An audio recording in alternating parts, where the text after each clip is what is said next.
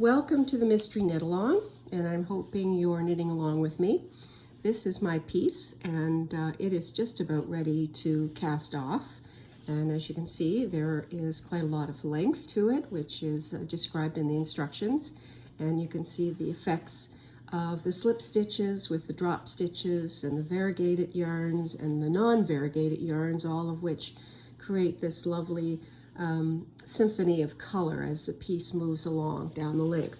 But what I wanted to do was just show you a little bit about the slip stitch, because there's been a few questions about it.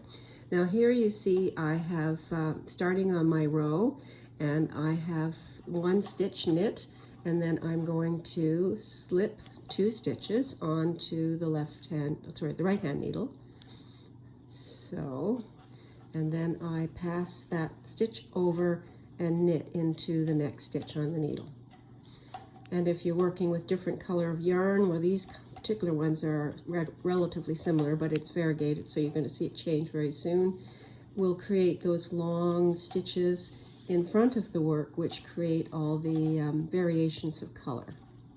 So I try to make these a little loose because I find they show up better that way. And by the way, if you decide to purl into the next stitch, that's all right too. I mean, there's absolutely nothing that says you can't do it. And here you see the look of it on the purl side. So this is how you do this stitch. And you can vary it, knit or purl, and sometimes I will just slip 1 stitch, and sometimes I slip 2, and really just play around a little bit with it, because it's not set in stone. After all, this is fabric. Fabric is never set in stone, right? Right.